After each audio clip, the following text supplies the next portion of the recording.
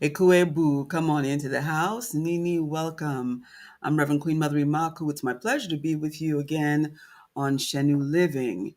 And I came late last night, and truthfully, I got up and I watched a little bit of what I filmed last night after having on my mind some of what I filmed last night and decided I need to readdress this. So I made some very succinct notes and added some things I really wanted to say. So this will be a lot more focused. And also, I need to really stress some rules that we haven't laid down in a while regarding the lives, and make sure that we understand that we're on one accord here, and that while I want everyone to be in a space where they feel good, that they remember to be in a respectful space and place as we are here together. But listen, I want to remind you to please hit like, share, and please do subscribe. Please also uh, make sure that you let others know that we're here, and let me know that you're here, okay? And I hope that you had a really wonderful night's rest. I know that I did. And I'm so glad for Sunday. I have my Sunday routine. You get up, you shower, you have your breakfast. And for me, my routine includes refreshing certain altars and having certain prayers that you do. Sunday is the day of Kenemu in our tradition, but also because it's Sunday, that means that the Beset and Besu altars get refreshed. And refreshing in our tradition also means that you put in fresh water and you do ceremony with the water that was there for the week. You do anointings of yourself and of your space. And so, everything is nice and balanced. Okay. So we talked yesterday about sacred illness, and that your illness or your challenges, your health challenges, have a sacred voice. Well, what does that mean? That means that it goes a lot deeper than you even realize. Even when you get a cold, you should stop and listen to your body and hear what it has to say to you, and hear what the illness itself has to say.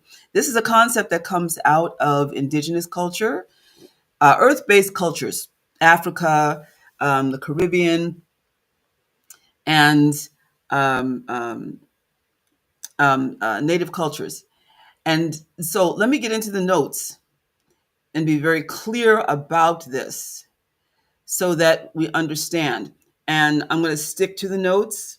I don't want to seem rude. I'm not going to get caught up in a bunch of hellos and all of that. And I want to please also remind you to not get caught up in side conversations. Please, let's stay focused. And if you have any questions, please save them for the end, and stay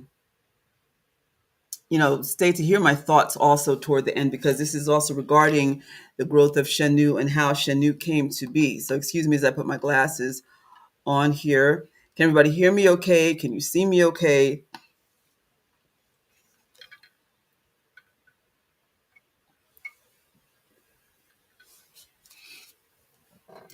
Okay, so my bullet points for sacred illness. 1, illness has a sacred voice. Sejemen Kat means listen to the body, listen to the gut, listen with your intuition. Your body will tell you what it needs. Your illness will tell you why it's there and what it needs if you listen. If you listen, that requires your sitting still with it. That requires patience on your part. And that requires a certain level of knowledge of your body and your temple space in order to be able to truly hear and tap in to understand. Give thanks and praise. Thank you so much for that. Obalafia, Orikoku, Duau. Thank you. 2, oh, wait, before we go any further, let me just do a real quick share, if you don't mind myself. Do some sharing here. And again, this is Shenu Living. I am Reverend Queen Mother Imakhu of Shenu Living Waters Ministries. And I am a Nanga in the Shona and the Bele tradition. I am a Mami Wata, water priestess, and I'm initiating a bunch of different things, but we're going to be talking about the topic of sacred illness today. Let me turn my sound down so hopefully, there we go. Okay. And okay, let me share.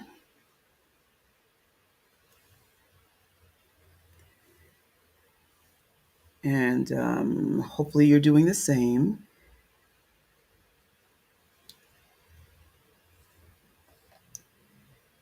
Giving thanks and praise for another day, for life, health, and strength. Ankuja Seneb.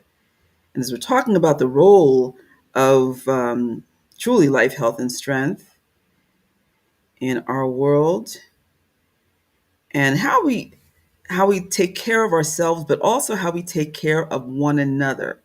Again, not just how we take care of ourselves, but how we take care of one another. Give thanks and praise. Yes, Joanne, we are really live. Thank you for being here. Okay, yes, like and share. And let me just get that on one. Let me switch over to my other page.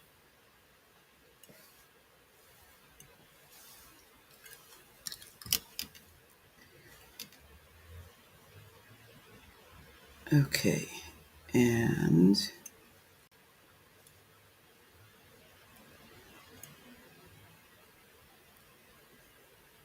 let's share here.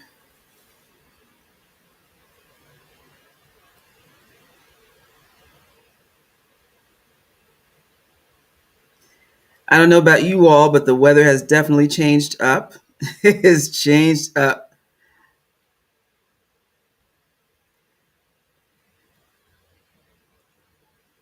And in the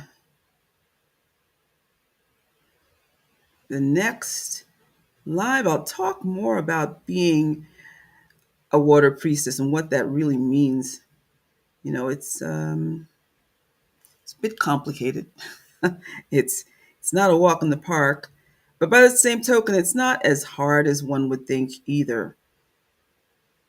It's commitment, yes, absolutely, but it is worth it if it is your calling. Yes, it is worth it if it is your calling. The question is it your calling? And if it is, are you willing to answer the call? That's the big question.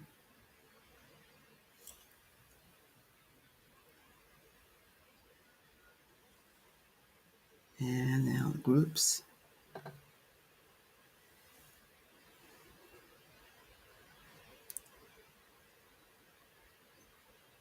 Okay.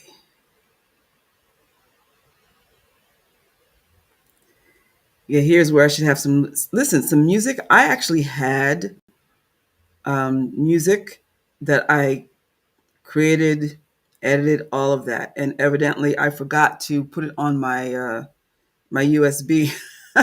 So I have to sneak back over to the library tomorrow to uh, to make that happen.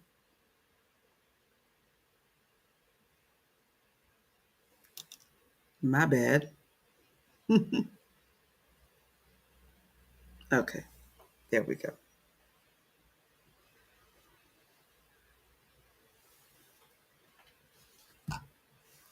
All right, so let us continue.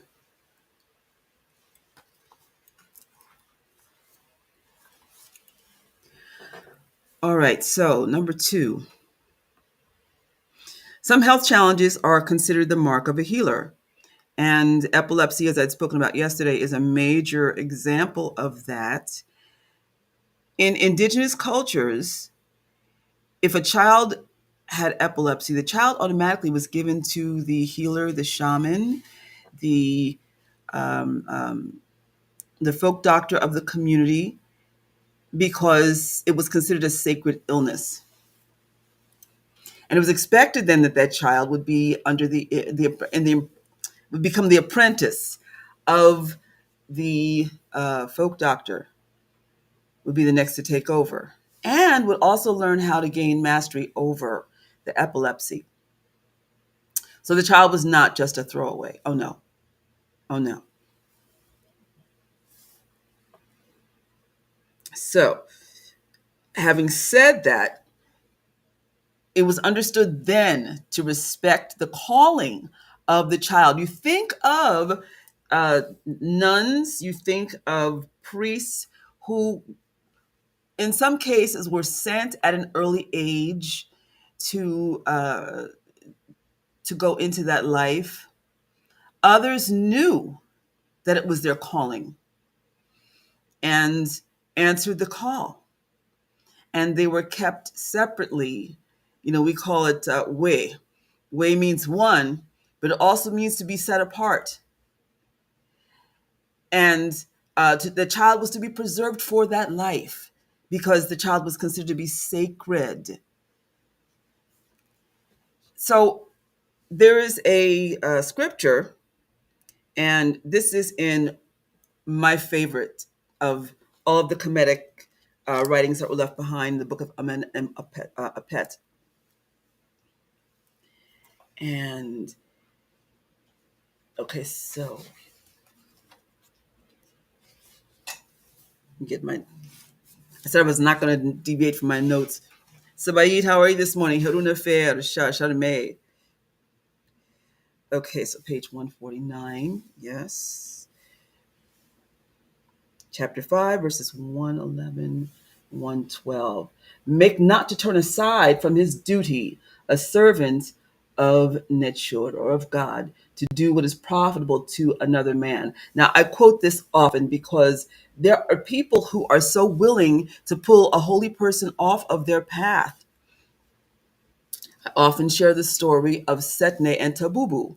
Setne was just so set on having his lust fulfilled because he saw this holy woman, Tabubu, who was going into the temple service to pray. And he just saw her as a piece of tail, completely degraded her. But she taught him a lesson. She taught him a huge lesson about appreciating what he had at home, first of all, because he was married with children. He was the prince, but he was definitely above, uh, um, not above himself. He was acting beneath himself because he was a prince and because he was completely disregarding the fact that she was a high priestess of Bastet. There are people who do that. They disregard the fact that you are a person who is called into duty, the holy duty. They can see you. Listen, I get more people hitting on me, more brothers hitting on me. I want to make that clear, okay? I'm not knocking people who, you know, that's y'all, okay? I'm straight, okay? I'm a straight female. But I get more men hitting on me when I'm in my sacred garb, right? What is that about? Is that the temptation to try to pull you down from your lofty position? For some it is. You know, that's another whole thing where people see that you are you're a minister, you're a priest or priestess, and because they can't reach your standard and they're jealous of you, or because they don't want to put in the work to get there, they're more excited about pulling you down so they don't have to feel so bad about not being where you are, which I think is completely evil. I really do. But people try to do it all the time. All the time. Okay, moving forward. So in those cases, it's recognized that sacred illness is the calling to becoming a sacred healer or doctor of a people. Okay, so um, 3. In Kemetic culture, Kenemu creates all humans from clay, and Heket breathes life into them. Now, in Yoruba culture, it is Obatala. And there's the story about how he got drunk on palm wine and started creating humans in like malformed, disabled. Okay. And uh, then he woke up and was horrified to see all of these imperfectly formed humans looking back at him. And then Oldumare's response was, well, you made them, you take care of them, which to me doesn't sound particularly kind. Like, you made that mess, you take care of your mess. Well, okay, not judging. I'm just saying, to me, it just sounds not too kind, especially because of the fact that I'm a child of Obatala. Obatala loves me. I love Obatala, okay? But in the Kemetic tradition, it's Kenemu. Now, Kenemu makes everything with intention. He and Heket, who breathes life into each being, make everything with intention. From Ib, Ib means heart and mind and intention. So when he creates, it's from love, and everything is with purpose. So if someone is born or created without a limb, it is for a purpose. If someone is created with a heart defect, it is for a purpose. There is a higher purpose. So it is not considered a mistake. This is to uh, uh, see how individuals respond to one another. It is the reflection upon what is in the heart, or the ib, of the individual. The existence of the differently abled is sacred, and the response is the sacred lesson of compassion. Okay? And now we look at on page 174 of Amen Mapet, and this is the book of the Germae, those who are on the path of the sacred guru. Germae, Geru is the guru. So this is the holy person. This is the path. So at chapter 25, verses 478 to 489. Make not a laughing stock of the blind man. Vex not the dwarf or the little person, and frustrate not the plans of the afflicted or lame man.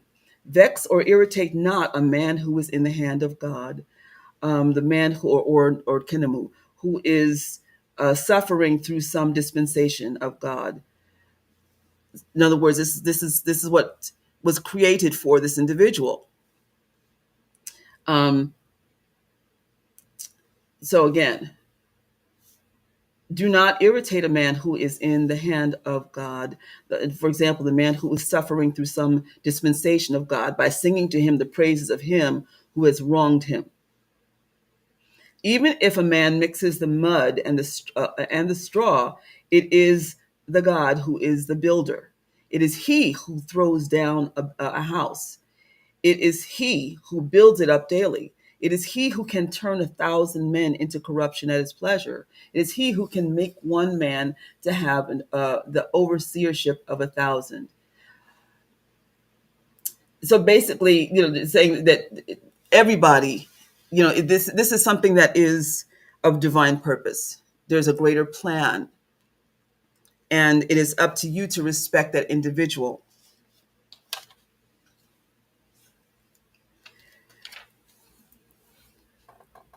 Okay, so some illnesses going forward, some family illnesses may present as being psychosomatic, but in truth, they're not.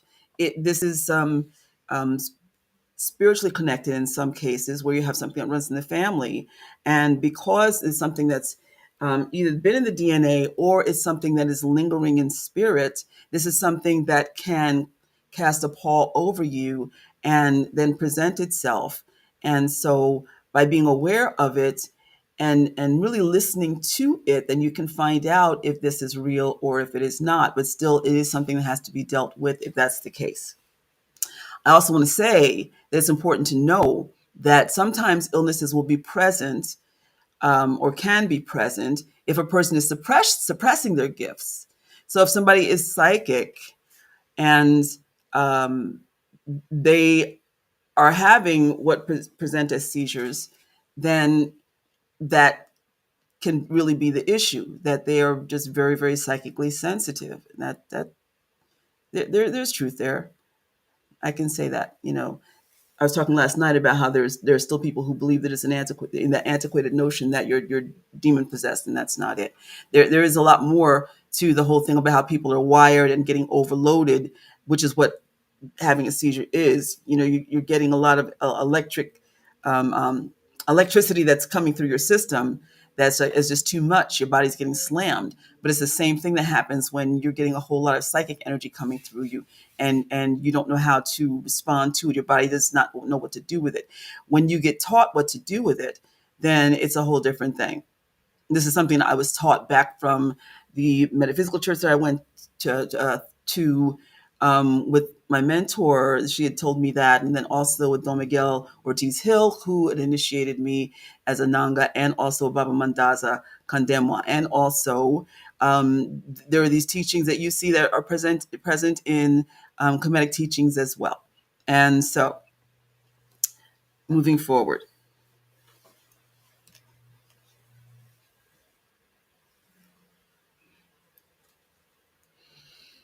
Now, continue with family or generational attachments that need to be released. Now, some people do these jacked up libations. Listen, we have really tried to catch up to what we have missed out on, what has been taken away from us. And so we have done this, I don't want to say half-hearted attempt, because it's been with great sincerity, but it's been from a place of being misinformed or half informed. So people will get up, they'll pour the water and they'll just start calling names and telling everybody to call everybody's name. Now, death does not make you wise. I've been saying that for 20 years. You can call on folks, but are they people that you should necessarily be calling on? So as you're doing this, you can be conjuring up all these different people whose names you need to not have pass your lips. There are some people you just silently pray for that's in your family, okay? There are some people in history, they may have done great things, but the truth is, should they be called on in a libation ceremony? Maybe they're just good for a history class, but not for libation, where you're pouring water and asking them to come into the space. You know, we have to look at the whole thing about character, and we need to remember that, libation is not a history lesson. This is honoring. It's an honoring of and a welcoming of ancestors. And again, not everybody needs to be called. So some people don't realize it. They'll be going home with attachments and don't realize why all of a sudden their lives are jacked up.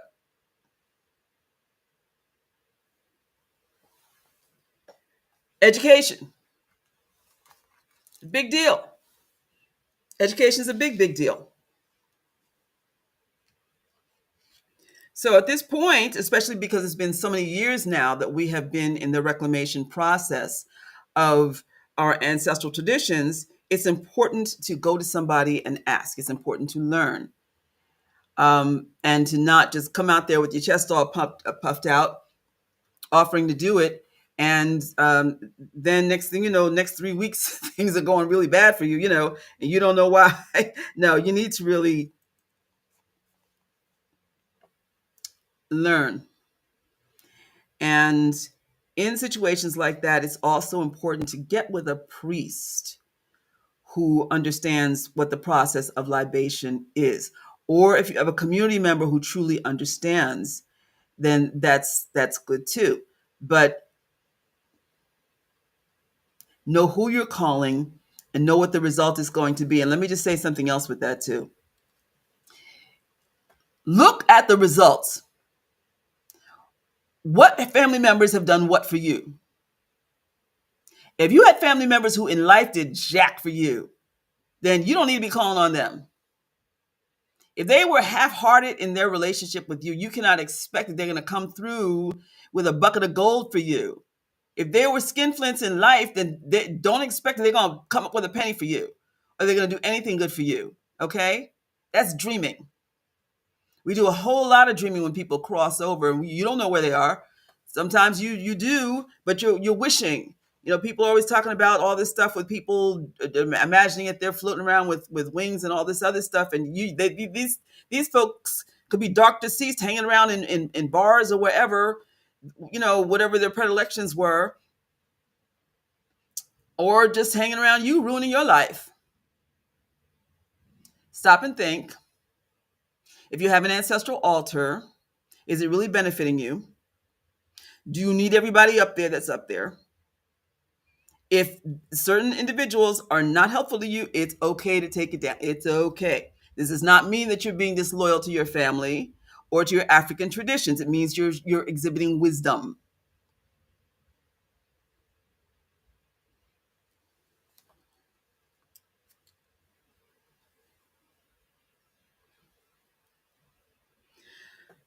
Okay, so in cases like that, here's your lesson. If you are still approaching African and African Caribbean spirituality and culture with a Western mindset, your mind and energy are still jacked up. You don't realize that you're exacerbating and perpetuating the situation. In our reclamation of our traditions, we are doing everything we can to separate ourselves from that which polluted us. If we're approaching it in the same way, then we're not going to be helping ourselves.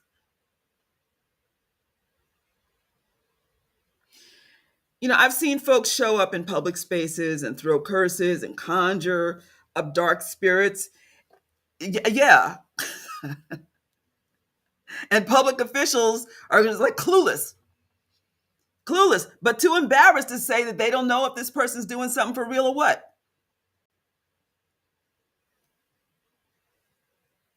That's pride. And your pride is allowing these individuals to run amok and conjure up spirits that will then run amok. Some may go home with you. They're going home with somebody. They're doing something. They're not conjuring up spirits of light. And instead of putting some kind of a ban or prohibition on individuals running crazy and conjuring up folks and throwing curses in public spaces when there's supposed to be ceremony and whatnot, you're letting them do it because you're trying to appear open-minded, supportive.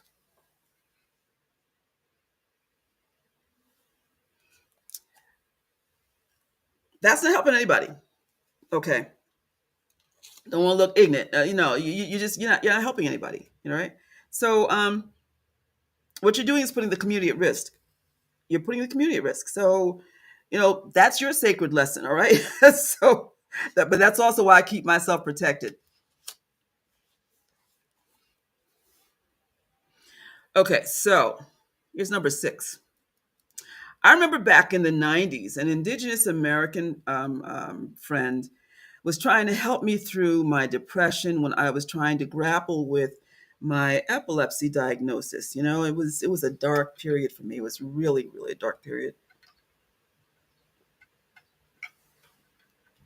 You're 35. You find out that you even though you finally find out what's going on, and you've had these symptoms your whole life, and then you find out from your father after you get the diagnosis that he knew all along that it runs in the family and just chose not to tell you. Now you got to try to figure out how to live with this, and plus having a career as a dancer and just always being very active. And at that time, I had a doctor that basically told me, I think you should just have a quiet life now and just, what are you telling me? Anyway, so my friend, he was Native American, and he was telling me from his perspective. He was like, you know what, I'm really worried about you, because you're going into this really dark place. And He said, "Sister, please, I'm so scared for you because you're in such a dark place. You don't want some dark spirit to come and shove you out and crap all over your house." What is it meaning? Your body temple. And um, I've heard of people vacating. I've heard of souls splintering, and also souls just leaving because the enormity of life was just too much. I've seen that. Um, but here, this friend with his saying, listen, listen, sister, come on back, because you don't want to be so vulnerable that you get shoved out by some dark entity that takes you over, and your soul just be lost out there, right? And listen, that was enough to shake me back into getting myself together, right? Uh, but there is a serious danger in that. Let me just go to my notes here. Because, see, when you're depressed, you are really highly vulnerable. And negative people can come along and plant some crazy thoughts in your head when you are that vulnerable. They can hypnotize you into doing dark deeds. I've seen it. They can talk you into vacating your body under the guise of meditation. I've seen it. It's shameful because it's with people that they're led to believe they can trust. And it's all those vulnerable times when a soul can splinter, just fracture. Okay. And nature hates a vacuum. So a dark influence can enter or be directly sent as a replacement to start the destruction of the person's life. Just fall apart, right? Now, I tell you, there are far too many people out here in the spiritual and cultural spaces who are expert mind manipulators. These are failed wannabe psychologists or people who read books and want to try to play with people's heads. They will intentionally prey upon Black and Brown communities, especially. They know just enough to become the savior figure or to enter spaces and subtly destroy, by getting into people's heads and fracturing their souls. And this is interesting because these are usually folks who have they come across with the white savior complex, the white hero. It's so interesting to see. I've seen it where it's just like whole groups of Black and Brown people just come under the spell of some creepy white dude, right? Who evidently read some books and made some promises in terms of some career goals, folks who were just really in a bad place in life and where they bought into it. And I remember looking and going, wow, what the heck is going on here? I was like accidentally invited to this meeting. This person, I think, wanted me to see what was going on. And afterwards, I was like, "Do y'all know what's going on here?"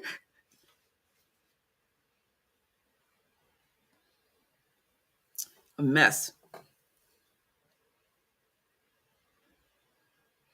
So it's sad when you have somebody that gets into a person's head and then fracture their souls, and they learn the person's frailties, and this is not just with white people. I just want to say this because I've seen plenty of this in our community too. I just want to make that very clear. There are a lot of folks who just want to come in with that whole guru savior complex. They will use tantric energy to do that too.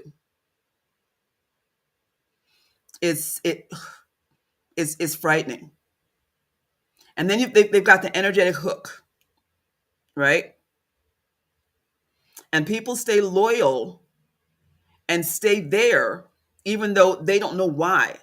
They don't know why. They can't break away from these people, and they try to leave, and then they keep coming back. I've seen people have nervous breakdowns, trying to leave.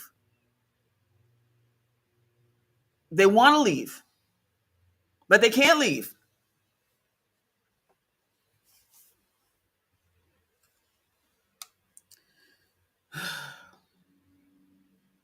It's sad. So these people learn their frailties, they exploit their vulnerabilities, break them down, break them down.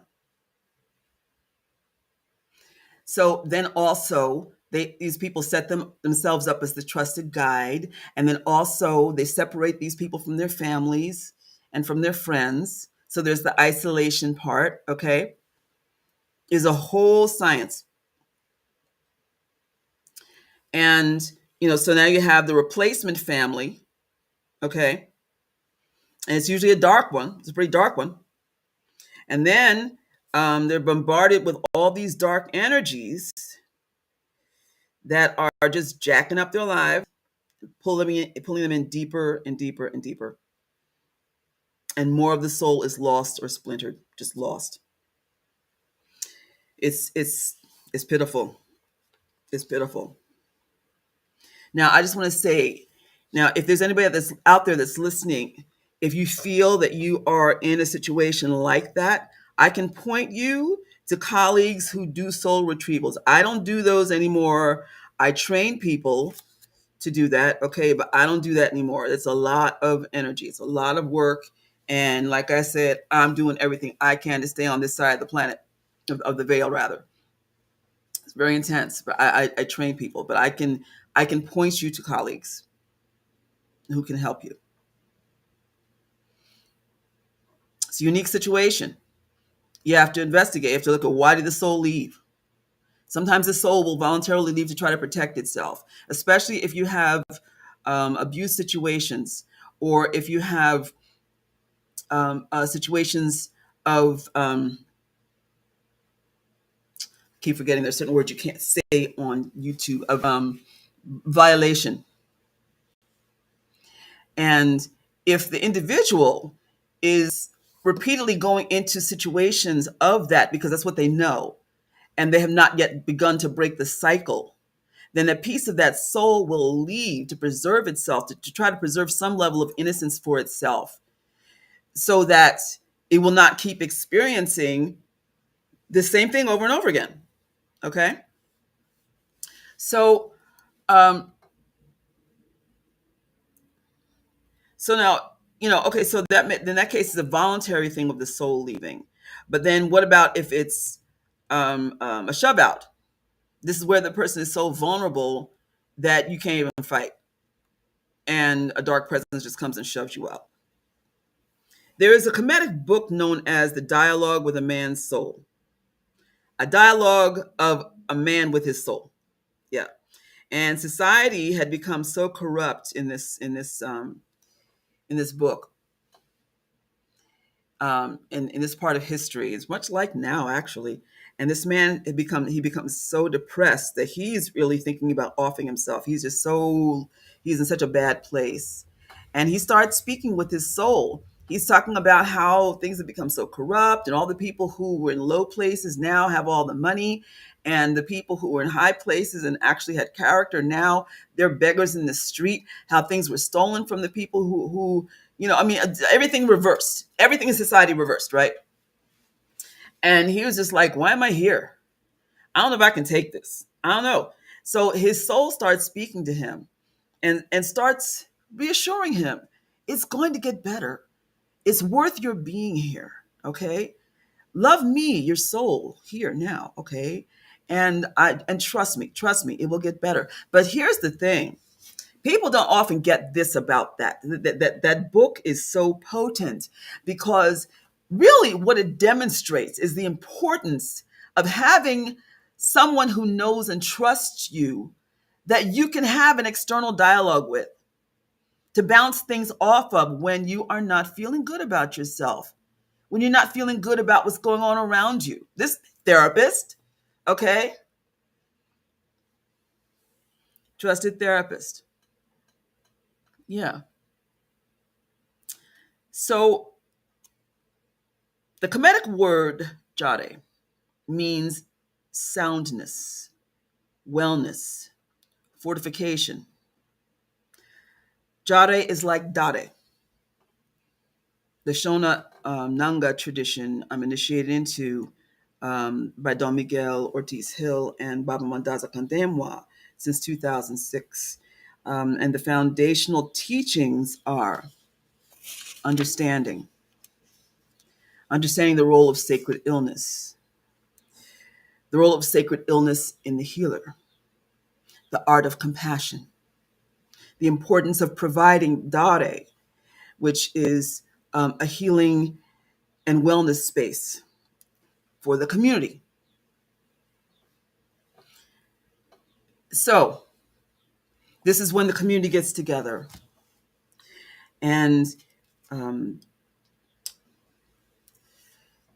so there is what would be considered holistic healing in all these modalities. So there's sound healing. So there is for those who don't have a problem with there's massage. I don't let anybody touch me. Okay, but um, it differs with each healing community, right? But I'm very very selective about invasive touch, and I don't permit it generally in any spaces that I run. But um, sound healing, yes. Yoga, yes. And again, when I do yoga, when I teach, I do not touch anyone because you don't know who doesn't want to be touched because of being on the spectrum or because of the experiences where they have been violated. Okay, but there is also sharing of dreams, a conversation about dreams because dreams are considered very important in this. I remember every morning, my grandmother and my Aunt Lola would be on the phone with each other talking about their dreams. And also, she would be on the phone with my cousin Dot, cousin Dorothea. They would be talking about their dreams.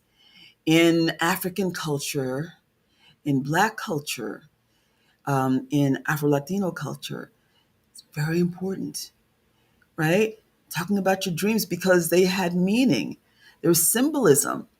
And you paid very close attention to what the meanings were because they were often prophetic.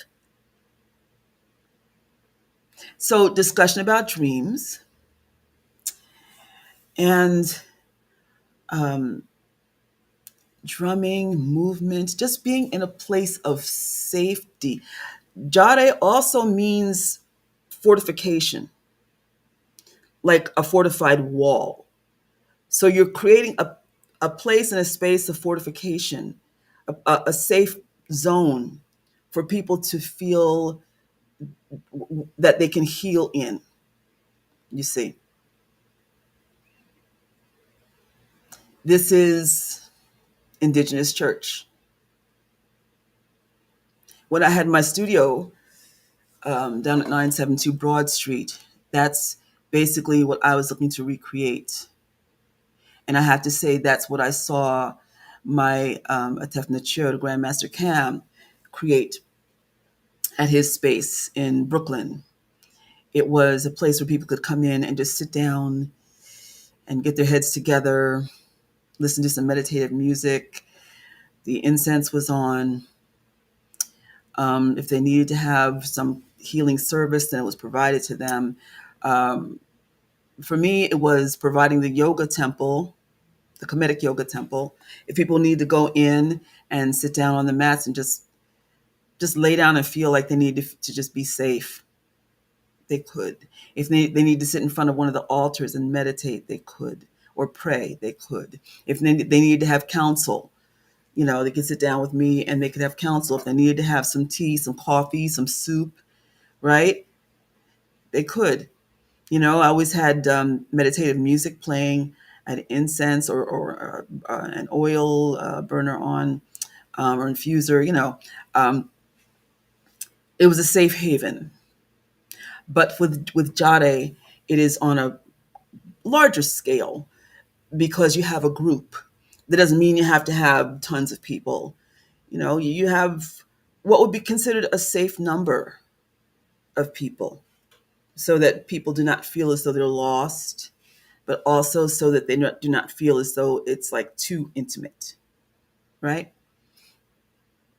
And people bring food. It's several hours. It is a healing space. So, and that's what I'm looking to recreate right now for women through the online retreats. Jare. Okay, Jare Jabu. So the restoration, Jabu is restoration. So these wellness spaces of restoration, because it's important for us to have places to heal. And as healers, we must first work on healing ourselves. There are too many people who just they get their titles and they run out there and they're doing this, that, and the other, and they don't do anything to try to stop and get their own stuff together.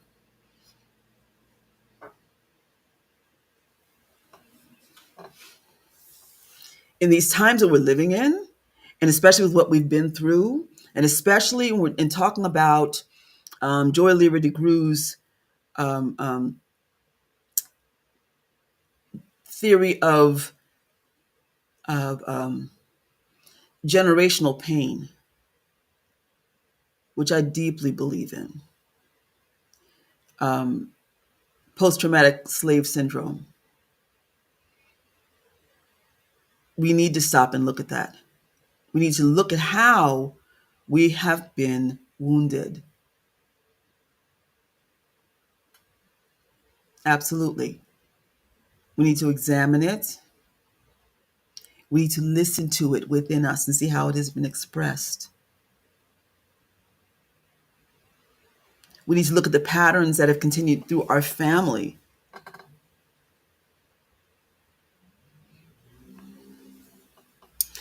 I recently realized that there's a whole side of my family that I can't even deal with and shouldn't. They weren't in my life, you know, and I realized that it needs to just stay that way. All the hopes and dreams and all of this, I had enough information to realize that there was a reason that it was that way and it should stay that way. It's okay.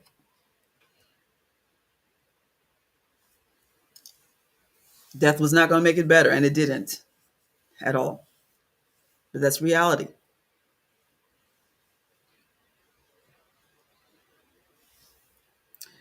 So,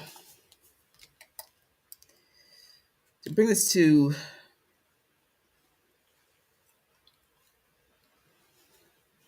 close the circle here, this is also about, as a Nanga, not only knowing the role of sacred illness, the role of sacred illness as a healer, the role of compassion, understanding the art of compassion, the importance of providing dare for the community. It is knowing that this is a Mami Wata tradition. I have to say it has been an honor to fulfill my assignments as a healer, teacher, and minister to find, as commissioned, where the Zimbabwean Shona and Ndebele practice converges with our ancient Kemetic or Tamera beliefs and practices, as well as others. The places where the Bantu-based customs have traveled, and most importantly, for those of us who were disconnected from our ways because of the Ma'afa.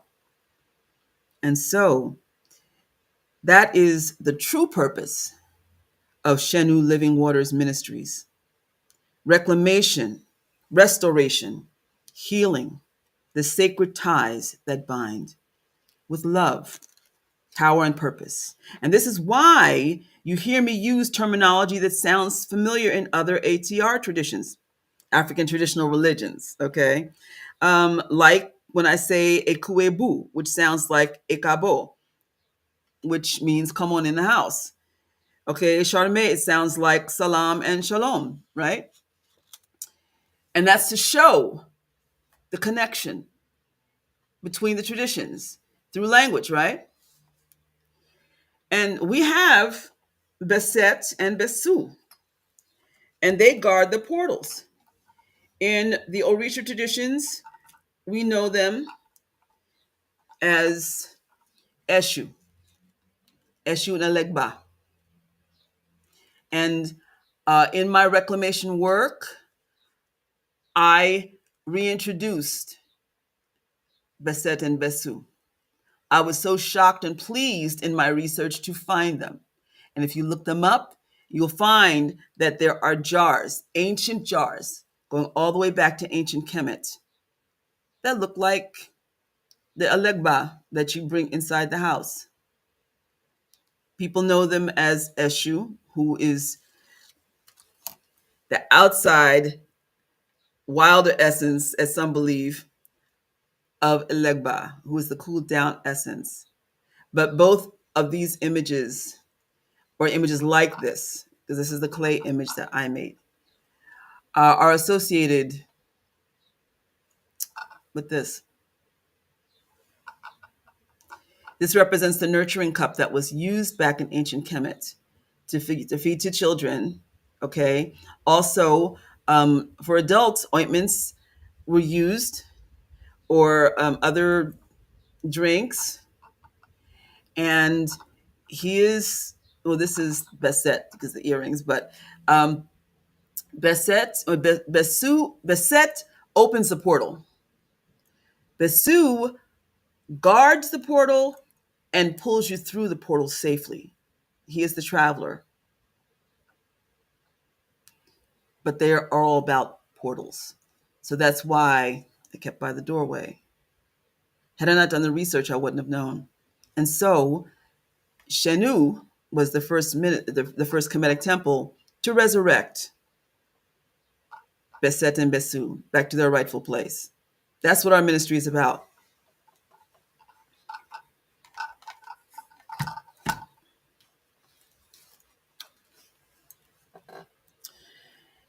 And so also,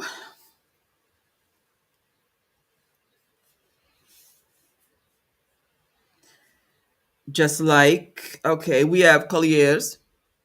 Mm-hmm. Know what they're called? Collier. Mm-hmm. And our word for sacrifice is ebu. Mm-hmm. And the word for ori is kheri. And all this is in my last book. All right. And listen, this is not like going around and shopping for traditions and like, ooh, I like that. I'm going to add this. Ooh, no. This is not throwing a bunch of stuff together in a pot. This is the cauldron that was sitting there and waiting. You gonna come get us? Okay. You think that it all began with, well, although this is like with Beset and Besu, they were originally from Nubia, but still they found their way to Kemet. But still, the whole thing is, this is not trying to mimic other religions, other ATRs. This is what was in Kemet.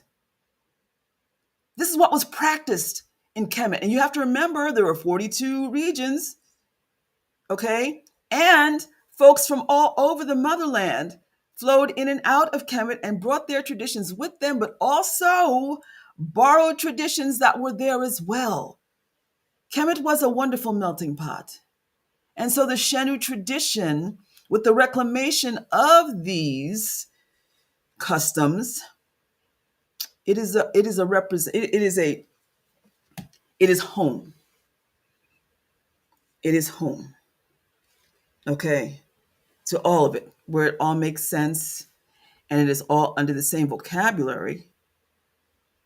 So for anybody thinking, oh, she's just trying to just massage together her own thing. No, this is all in Kemetic vocabulary and all from Kemetic tradition and all substantiated. And you can find all this stuff in museums stolen from all over the world. You can go online and look it up. It's all a matter of just taking the time and doing the research. That's what it is. I'm seeing some of the stuff that I researched now very commonly quoted, right? And just like when I did the research for the runes, and I found out that you could trace every single symbol back to the Kemetic language and symbols, the Medu Neter.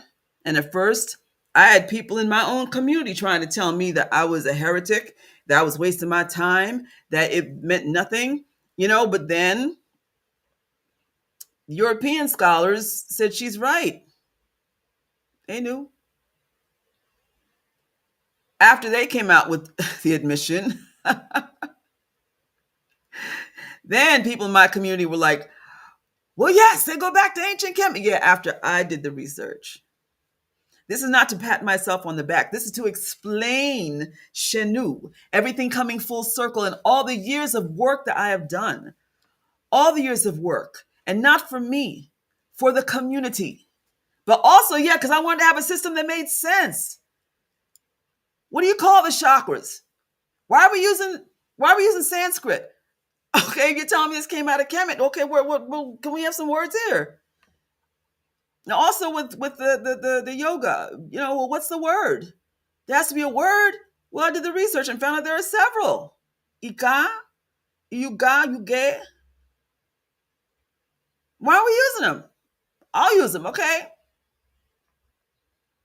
Did the research. Started teaching them. That's what Shenu is. And because we take things all the way back, that means that we are a water temple too. Because the oldest water temples were found where? In Kemet. Temple of Wajet and of Nit. Water temples. Heket, her temples. Heket, whose other name is Heketit, I found out. Who does that sound like? Hekate. Yes, she was the forerunner to Hekate. And if you do the research, you find the connections. Yeah, all these connections.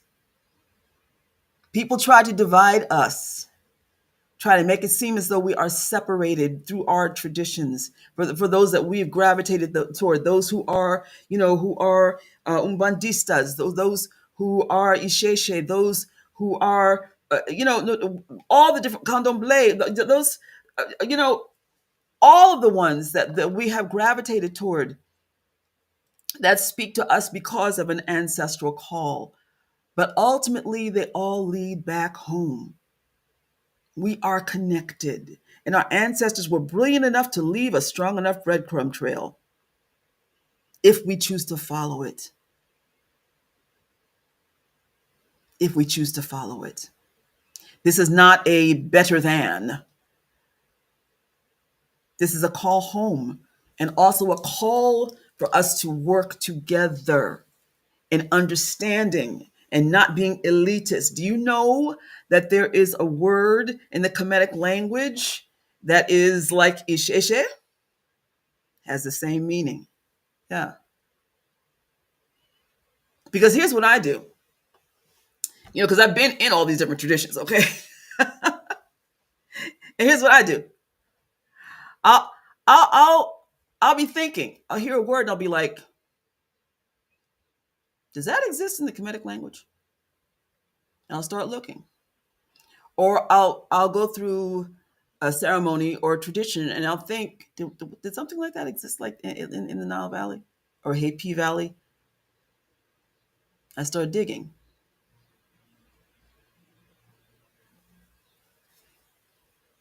And I mean just like turning one or two pages. I mean digging. Years of research is what all of this has culminated into. Years. And why? For the healing of our people.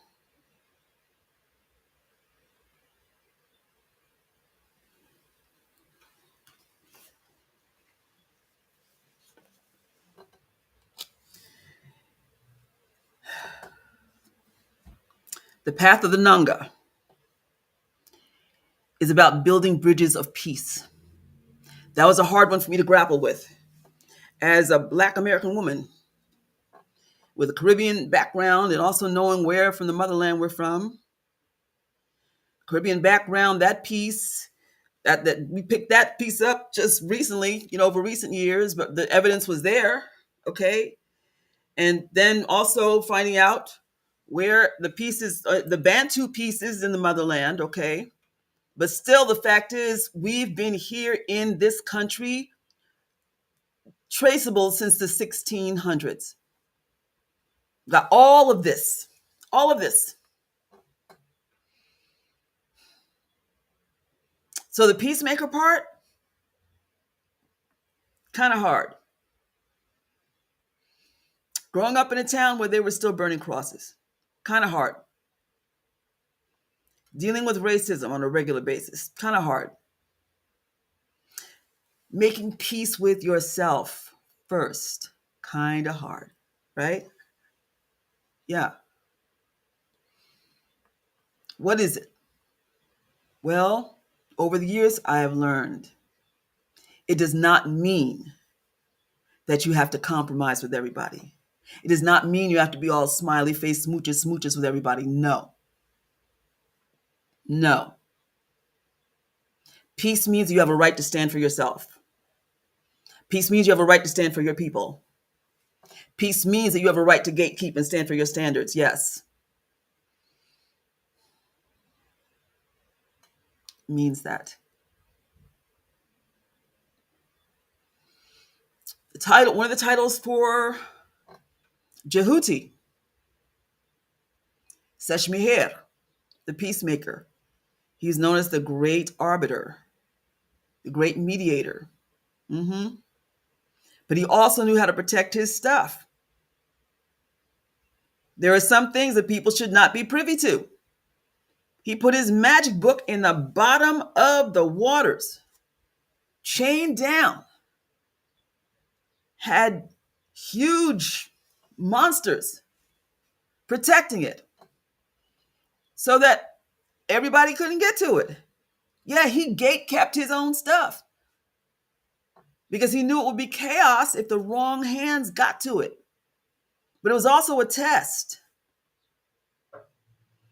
Who would be willing to overstep their bounds and upset the peace in their community in order to take what did not belong to them?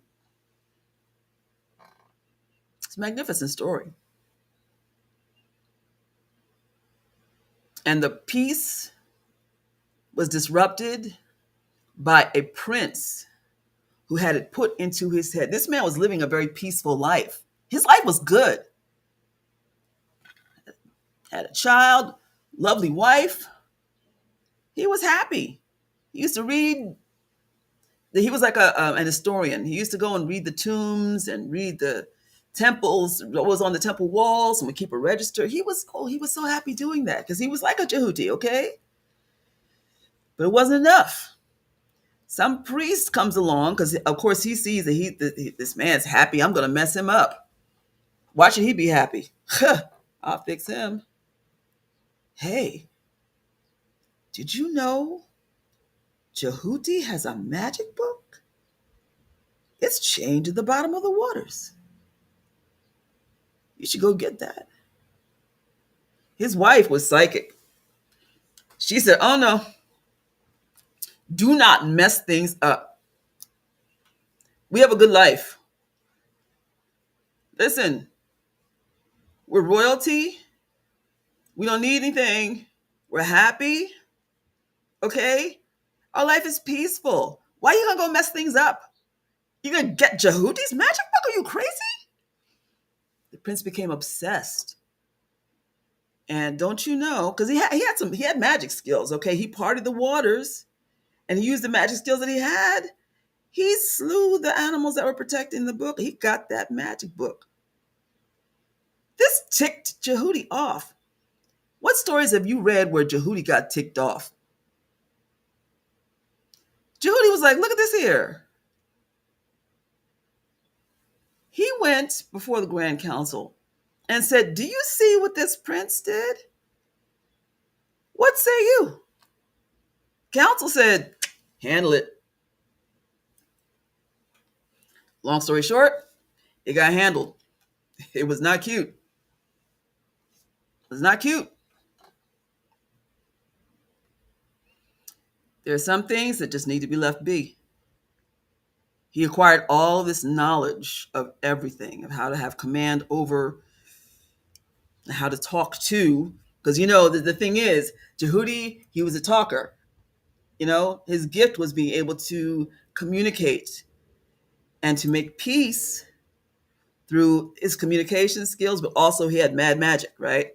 And but the thing is that he knew how to communicate. He could communicate with all animals. He understood, what they said. He could communicate back to them. Plant life, all of nature. He had that gift.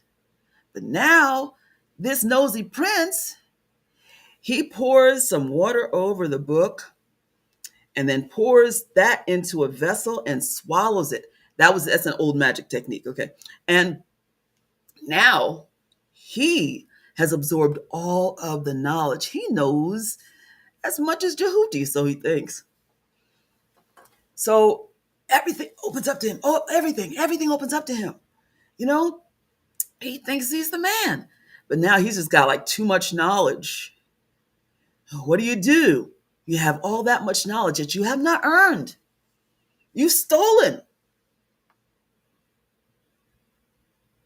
It didn't end well.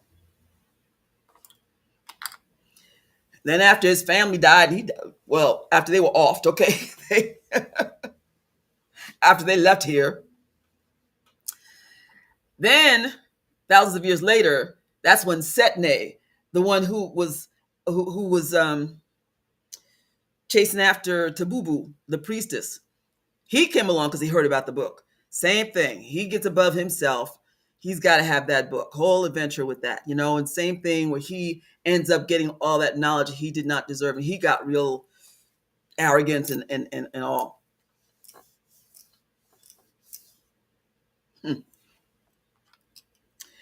We're seeing the same thing today. All these folks who want to have the knowledge, they don't want to earn it.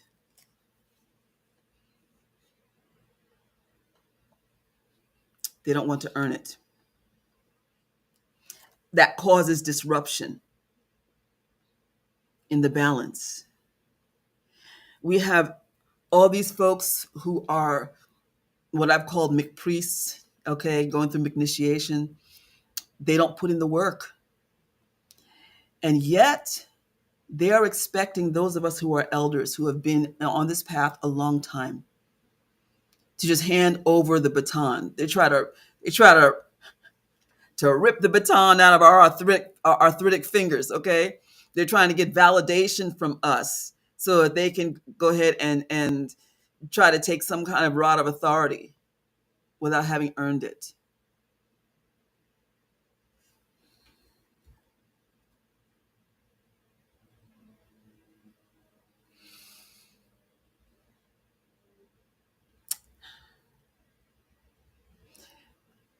This work, this path,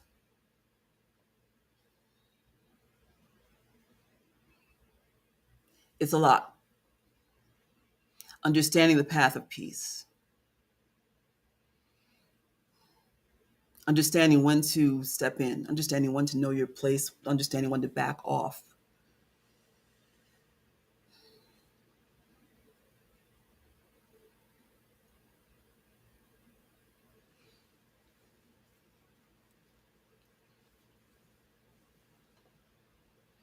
A lot of years of work. So please hear me when I say this, okay? And please understand, because this is something I've grappled with over the years. And I went to bed thinking about last night in terms of some levels of different perceptions of our beliefs, our practices, and our approaches to ATRs, and also with the Kemetic community. And I know some of you have noticed I don't curse. I don't. I'm not casting judgment on people who do. But for me, I don't. because of my role as a priestess.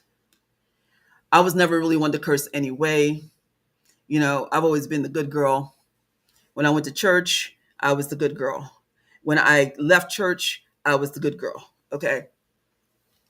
Um, when I started the Kemetic faith, what it says about being mindful of what you say and its effect on you and knowing the power of words, just like with Jekuti, understanding the power of words and why that book was chained at the bottom of that water.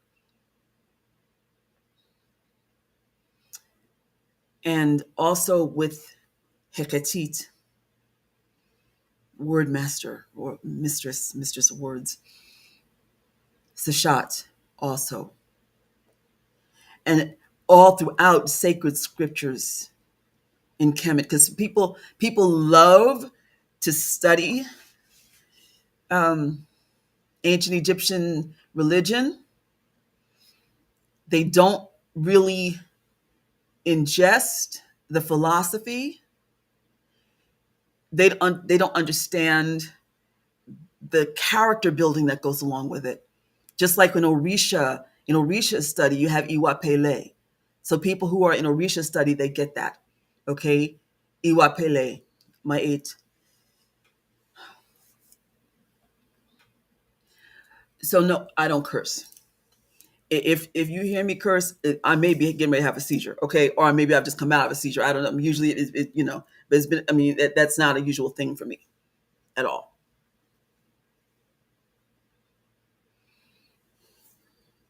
So because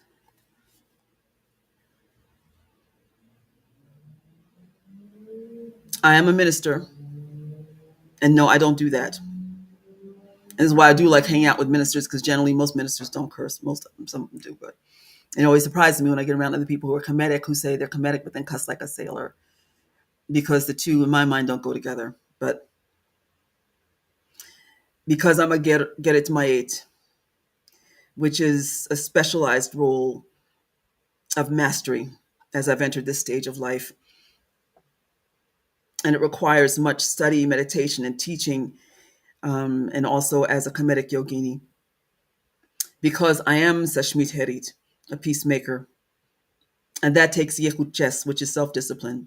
Because I am a Sejadit, which is a cultural custodian, my focus is on the continuation of learning and passing on my culture for present and future generations, especially now when people are trying to wipe it out. People are all excited about these plantations being burned down to the ground. No, don't get excited. It should be education that's focused on, because right now evidence is being erased. You don't see that. You don't see that. Because I am Hekayit Orit, elder mystic and healer and oracle. Because I am Mutnesut, Kai Mu Desheret, I am Queen Mother Imakhu of the sacred water traditions. And I have to teach others and initiate, and our children need us as elders. And our elders need us because of all of that. And being a high priestess, an elder high priestess, ordained minister, water healer, and my mouth can't be spewing venom, all of that, I'm sorry. I can't go hang out on no girls' nights. I can't do no hangout retreats. That's not my life. It's not my life. I'm lucky if I can go to a local festival and hang out with the community here. But even so, people are not going to see me with a beer in my hand or anything like that. I'm going to bop in for a little bit and bop out.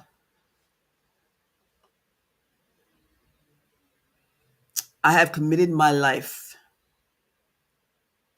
to nature. I've taken several sacred oaths, several. I put in too much work. I mean what I say. I love my work. I love my traditions. Absolutely, I do. But I realize that I have a calling for all of the challenges that I've had with my health. I know that there are lessons attached to them. And I know I have deeper compassion because of that. I understand.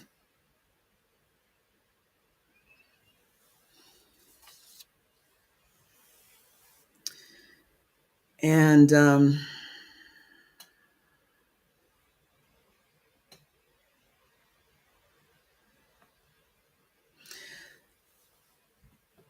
there's something about, I love the fact that people want to hang out with me. I do. But that was also one of the reasons why I had to finally get bodyguards when I would make appearances, right? And but also that's the reason why I had to stop making the appearances that I did, because I had to start really separating myself, not because I thought I was so much better than, but it was a lot. It was just a lot. Um, so and then here's this other thing. I know that people wonder, for people who are in leadership, and this is talking about activists, is talking about spiritual people, those of us who have um, um, led the way, path builders, right? Way showers. There are many who will say, "We're your kids." Well, here's the truth of it. My kids were fortunate because I didn't come into this way of life until they were teens. So, and then didn't get into the throes of it really until they were in college. But still, they were used to having mommy. They were used to my putting everything for them first. This is new.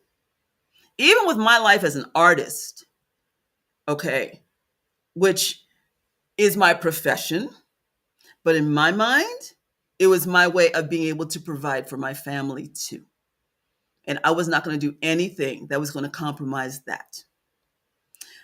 Still, this is something that has taken the attention away from family first. First time in my life. This has been since they got in college. And even though they were in college, it was a time when they needed me. Others grew up in this. I've had discussions with others where their parents grew up in this, and and this is how they feel, and justifiably so. They resent it because they see how their parents were taken away, even though they were doing good for the community, because we had a broader vision in mind.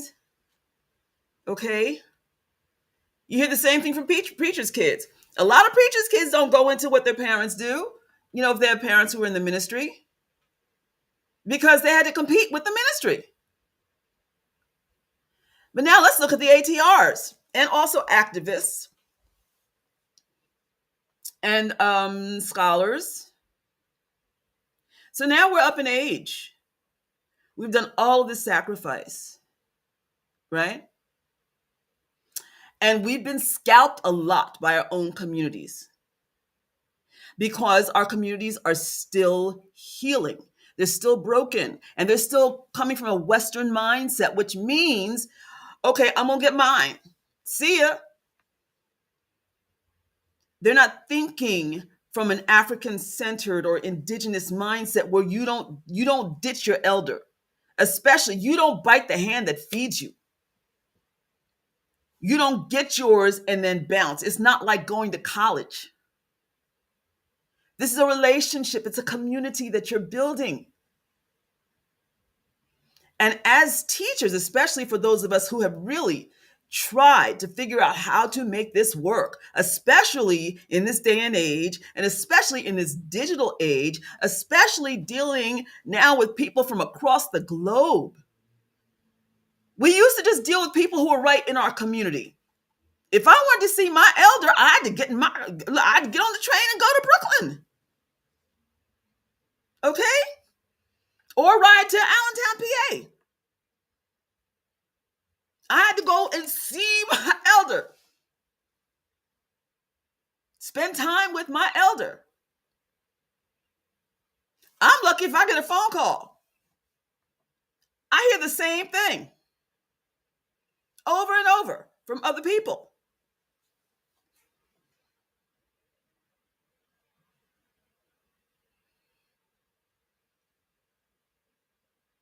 And now people just think this is how it is. People don't understand the whole thing about building, no side conversations, please, building relationships. Again, we have tried. You can't believe how many conversations I've had. And some people think that you're legit if you've got a whole bunch of godchildren, and that ain't it. Because trust me, for most of the godchildren that you have, most of them don't care about you. I had one who told me after my mother died, Queen Mother, I don't care. I'm just here for the information. Oh, really? Well, at least now I know. And as badly as I need your money right now, because she had just paid her monthly tuition, I said, I've just sent it back to you via PayPal. This is your last day. Goodbye. I am not alone in this at all. This is a dreadful time. If you are a teacher, scholar in our Indigenous faith practices, I mean, it's horrible because a lot of people are coming from the hustle mindset. They just changed the hustle. They were in the streets. Now they found out this is the new hustle.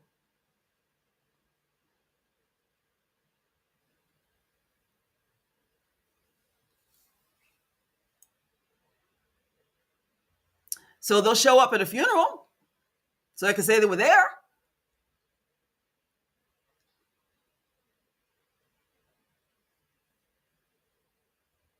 They'll put all over Facebook pictures that they had from back in the day and all that. This person met such and such. Yeah, when's the last time you even sent them $1? Called to see how they were.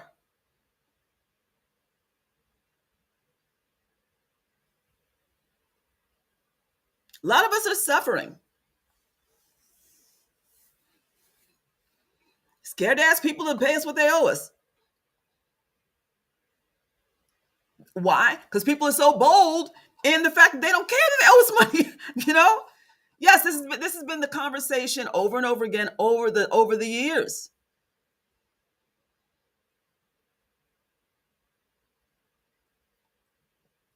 Even the metaphysical church that I went to, and I explained how they actually I did not explain this. I explained how they used to have they had this philosophy about it's free. This is the Kardecian philosophy of spirituality is free. They had a change of heart.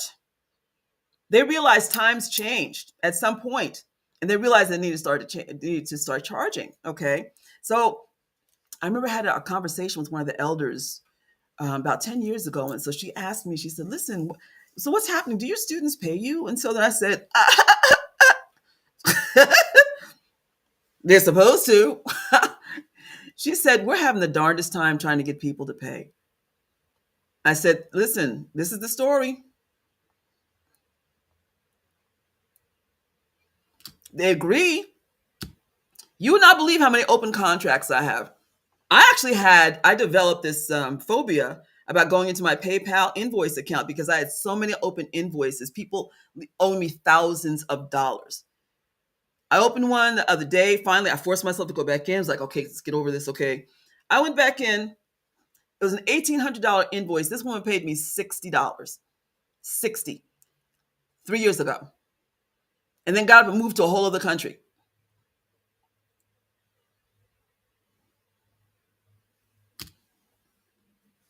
Moved back. Nothing. No explanation, nothing. The explanation at the time was, oh, money's tight, times are rough. Well, I guess not. You moved. And from the pictures looked like was living very well. And you don't realize there's no balance, there's no harmonious balance, because that jacks up everything for your teacher who poured into you, for your elder who poured into you.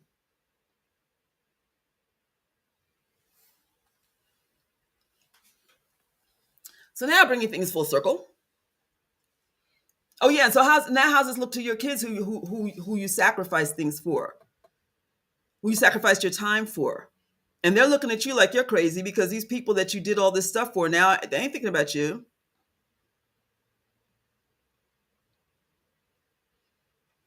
For this culture that you were gung-ho on saving, that that you've done all this work for this generation and for future generations.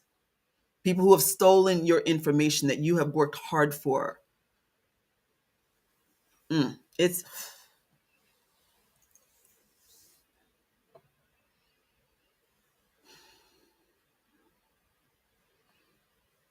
it's tough.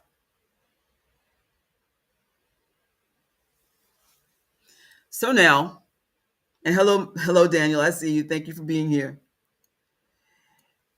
And you can tell somebody who's initiated because the fact that who's like really who is not just initiated, but especially in the Kemetic culture, someone who is really initiated because they have a polish, and then also in the ATRs in general, there is a polish, there is a patience, there is a way of carrying yourself, there's a way of not dominating a conversation.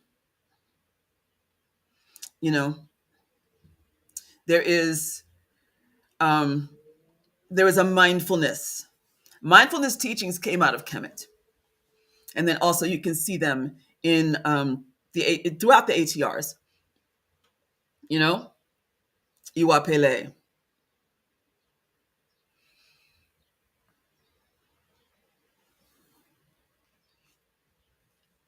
I remember when I met grandmother Agnes, may she rest in peace. She was one of the 7 Indigenous grandmothers. I was on tour with her. I'll tell you, I have Forrest Gump my way into so many blessings. I was asked to be one of the elders back in '07. They called me baby elder. I was 47 years old. And uh,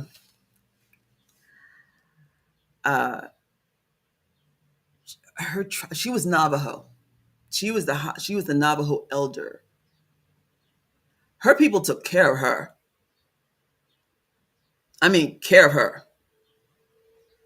She had a house. They made sure that her bills were taken care of. She was fed. When she traveled, they made sure, I mean, everything. And she was the most humble person. And here's what was interesting, because, people don't realize when elders repeat stories, you need to listen. I learned that not only from my elders in my family, because they're not always going to be here. And surely enough, grandmother elder Agnes is not here. But from listening to her tell the story about how she brought the salmon back to her people, you know, in the river run, um, and she listened to to the spirits of her people, and the spirits told her what to do. And there was a particular ritual that she had to do, where she had to take one salmon and take it and put it in the ground and do this and do this and do this and she told the story a number of times over the what were we together like I think we were together like 9 days. We were all like, this is the tour that won't end, because they kept dragging us here and dragging us here. Could you just stay another couple of days? We'd like to take you to this place. And we'd be like, but as she was sharing the story, I saw some of the other elders, looking at each other like, she's telling that salmon story again, and go back to eating, right? But I stopped everything to listen to her. And she saw I was the only one listening. So I got the personal story of how she was able to bring the salmon back healthily on a regular basis to her people. And she told me the story of how she cooked it for Martha Stewart and how she showed her, right? And it's on YouTube, because it was on the Martha Stewart show.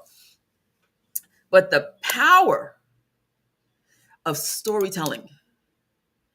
She was sharing a tradition, a ceremonial tradition that saved her people from starvation. Said, Jimin, listen, listen. Just like Sejimin Kat, listen to the body, listen to the intuition, listen to the gut. There may be some ceremony that you need to do in order to release your family from some illness. Huh? Listen, listen. Daniel says, Queen Mother, when I was young, I took Kung Fu. Traditionally, those teachers were not supposed to charge. This was a deep cultural belief. I understand. I'm not talking about that. It clashed when they came to the USA. One had a live-in school, charged for rent. Okay, see, that's a different thing, right? See, just like with Baba Mandaza, when he was in Zimbabwe, because he was a colonialist cop, right?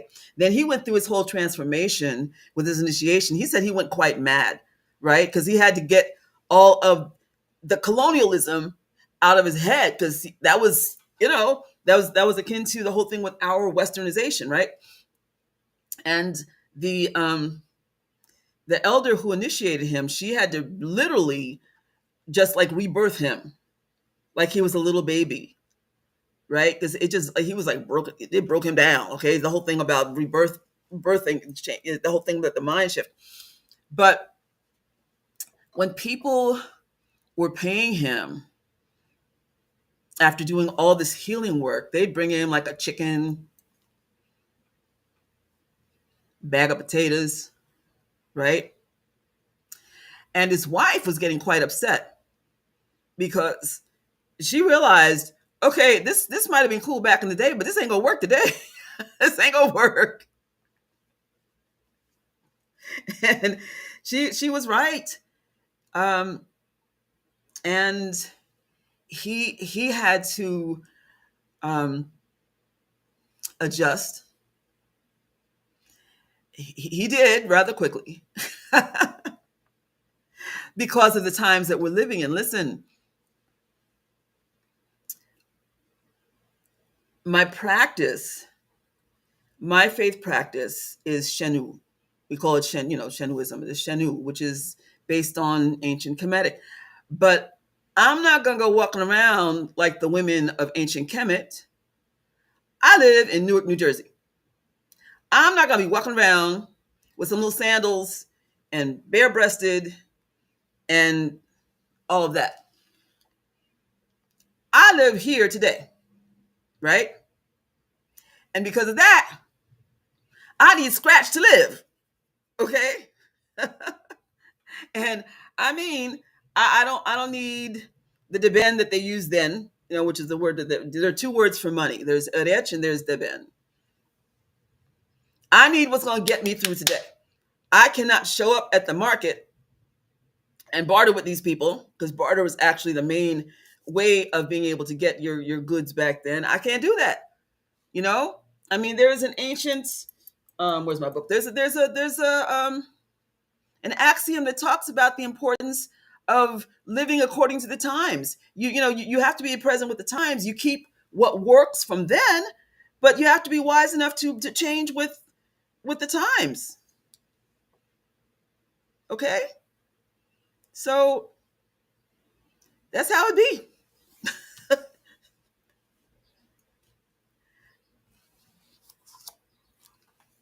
So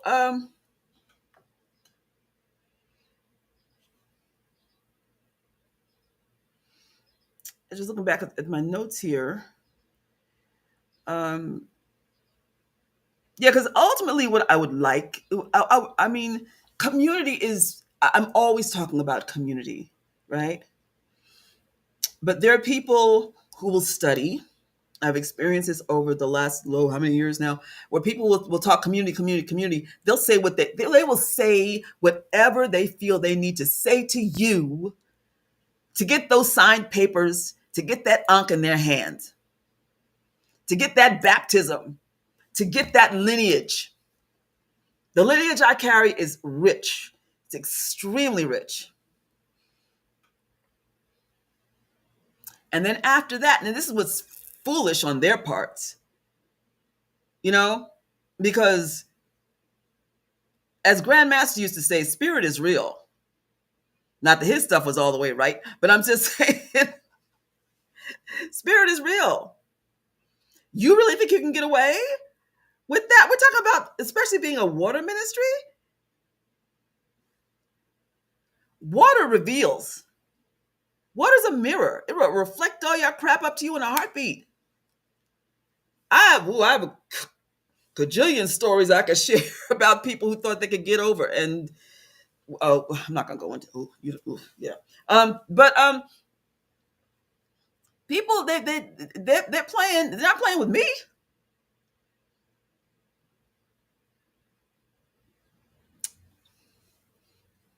And that showed that they didn't believe what they were initiating into in the first place, because they did not believe that there would be any kind of fallout from the very guardians that they were trying to connect with, and the lineage that they were trying to connect to, lineages that they were trying to connect to. You don't think that there are not going to be repercussions? That's on you. You made that choice once you put your toes in the water.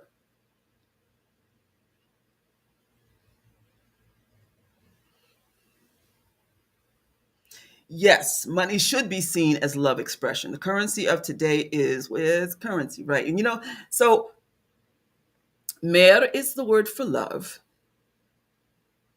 Mer is also water. What does water do? It flows in the currents. See, that's how we see it.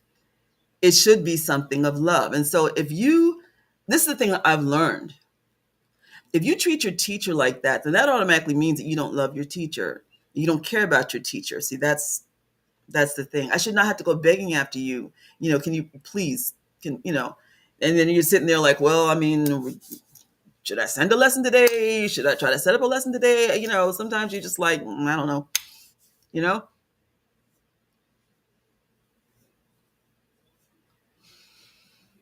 So many people just try to touch base with you long enough so they can try to throw your name around. Yeah, I studied with Queen Mother for 3 months. You go off and start your own community.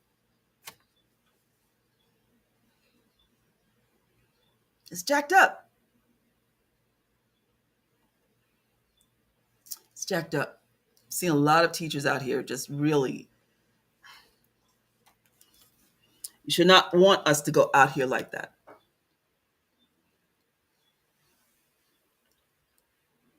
One brother who of a very renowned elder had told me. He said, "Yeah, I couldn't stand y'all. I couldn't stand the community because I saw how much work my father was doing, and it took time away from us, and then turn around and where are y'all? The time he needs you the most, right?" I check in call. I'm always asking, do you need anything? But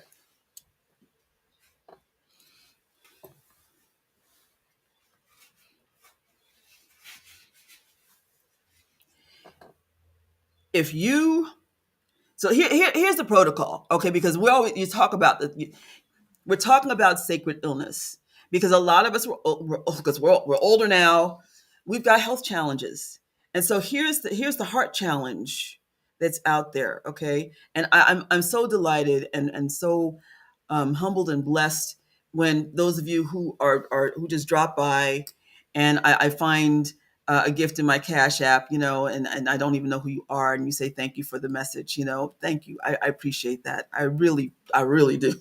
I really, really do. Um,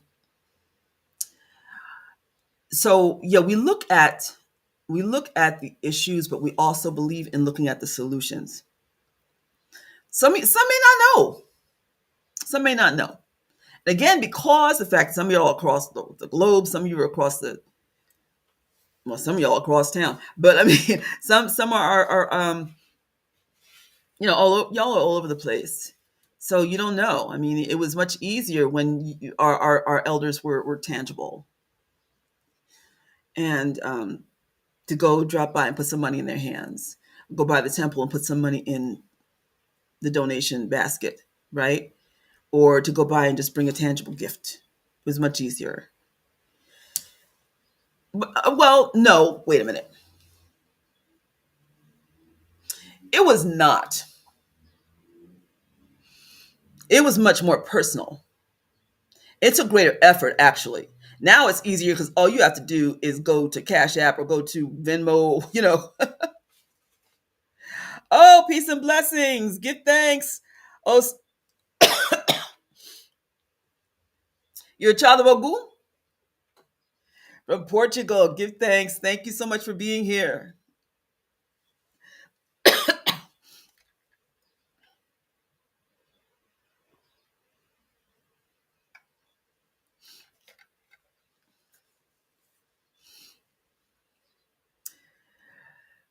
Indeed, indeed, indeed, indeed. Um, yes, so in examining where you are,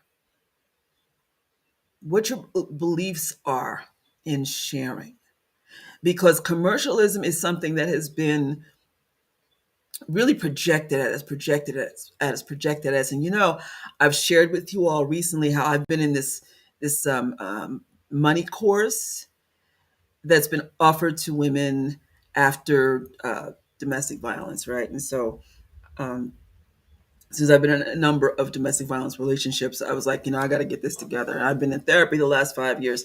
And so this class, perfect timing, is giving me a chance to really look at my relationship with money, not just after DV, but actually, this whole situation has been, as I've talked about with my therapist, this situation is very much an abusive relationship. It's another whole level of an abusive relationship, right? And so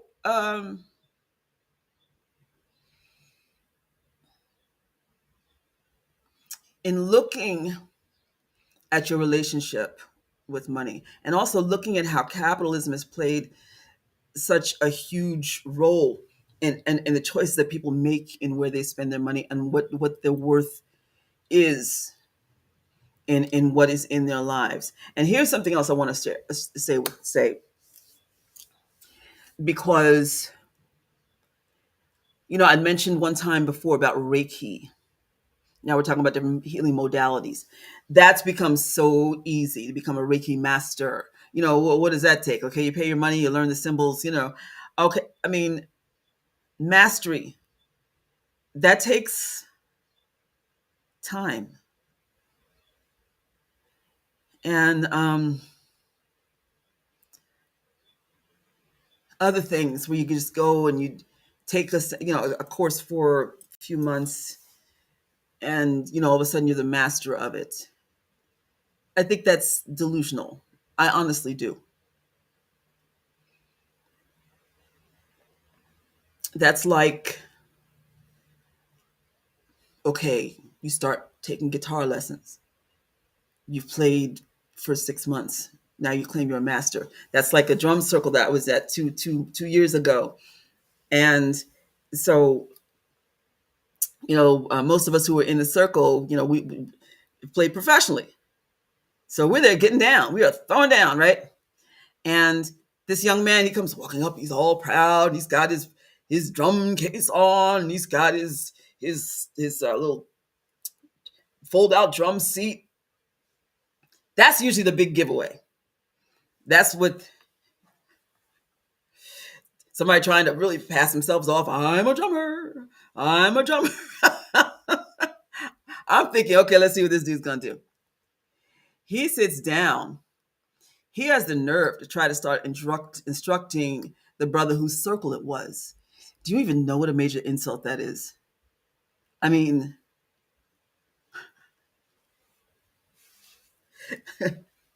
He was very polite. He let him, but it was whack. His plan was just like it was whack, right?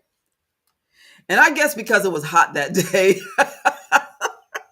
and I was battling my window of tolerance, I said, "Excuse me, how old are you?" He was in his 30s, and I said, how long have you been playing?" And he said, 6 months. And the rest of us looked at each other and started laughing. I said, 6 months? I said, do you know who this is? And I told him, right? So he was like, okay. I said, do you know who his father is? Do you know who his brother is? Right? And somebody well known, No, who is he? We're like, you don't know?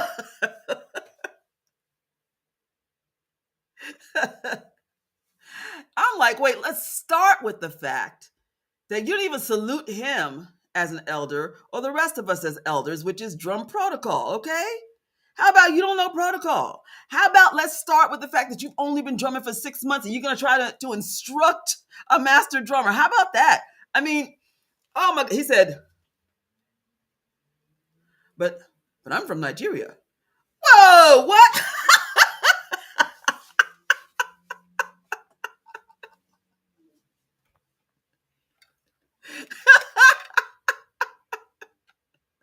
Like that was supposed to trump everything, right? Oh, take your little drum back on down the street. Take your dusty stuff. Let me stop. Okay.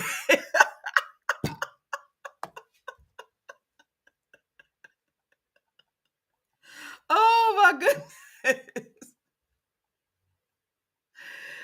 Wow. And see, that's the same kind of energy you get from people who are just starting out. I'm a Reiki master now. Yeah, I became a Reiki master 2 months ago. Yeah. And had only been certified overall for like 2 years. What are the intervals that you have to have in order to, I mean, so much arrogance. Uh, uh, yeah.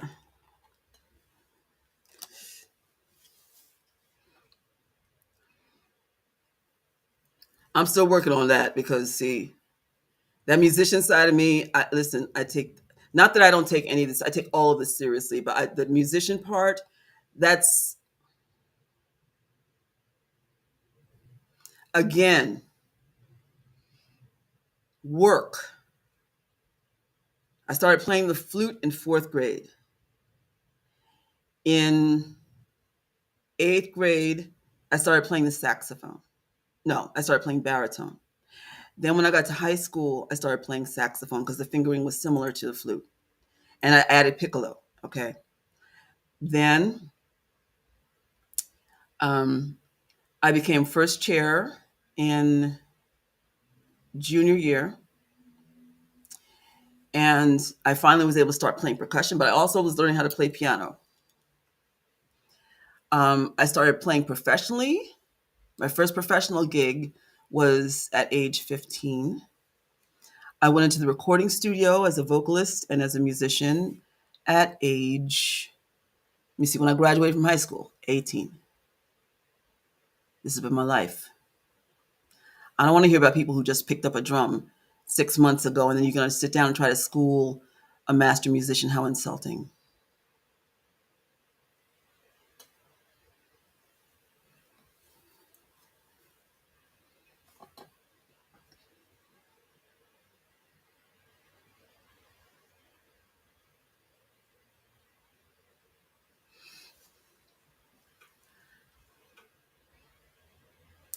Tamu, this stone is, come on. I bought this in Virginia. This is because it's neither of those. It's not labradite or tourmaline. It's, when I remember, I'll text you later. Okay. Quick drum masters and folks want quick enlightenment that is convenient, and enlightenment that fits around a distraction schedule. I like that, Daniel.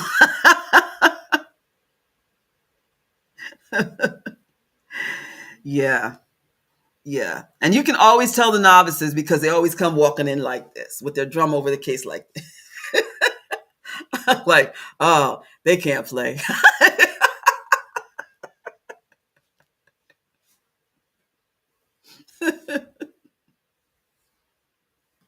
And it's always that way.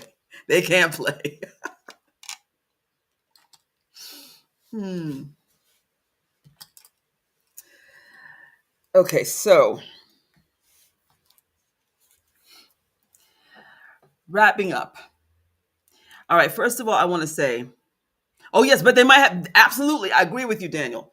They might have the nicest drum, the most expensive drum, the best case, the best little side percussion. They look the part. They have the best outfit. They come in looking like a master drummer or like the coolest drummer around. Mm-hmm. Always got that strap. No, it's not obsidian. This is green.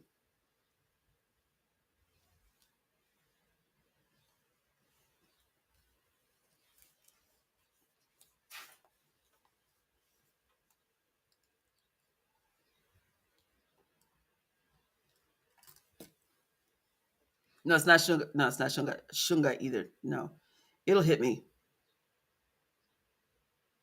And I always do this when I pull this out. Like, what's the name of this again? I've had it for, but I got this in '09. No, it's not malachite. Because I remember when I got it, I was drawn to it. And when she told me the name, I had never heard of this stone before. It's got a beautiful energy.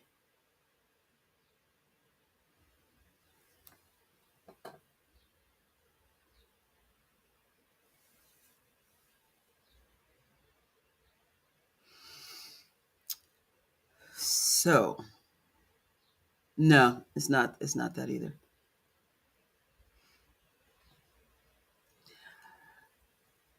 Okay, so bringing things full circle. One, I do want to say this. Just like I said to this one woman one day, and I was having trouble with my hip. And usually she was used to seeing me just like jump around and all this other stuff. And it was during the pandemic when we were delivering food and I was having so much pain. It was after I got the second shot. But also, before I'd found out, also, I mean, I didn't know that I had four herniated discs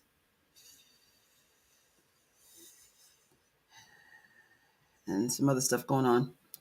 But I was having a lot of pain.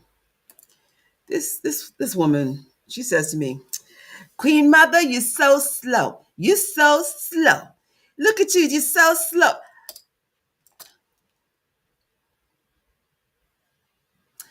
I said, oh, and then she wanted to go bring this box up to my porch and try to bring it in my house. I said, no, you don't come in my house, and I don't want that box either. I said, let me tell you something, young lady. Your day's coming. Your day's coming. I said, see this right here? You told me you have trouble making friends, right? This is why you don't have no friends. Okay?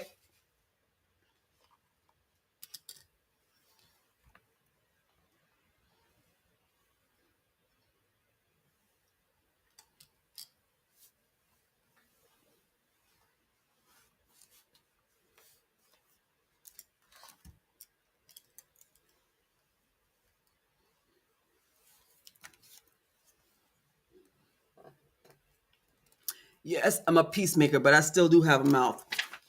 I just won't cuss you out, so to speak.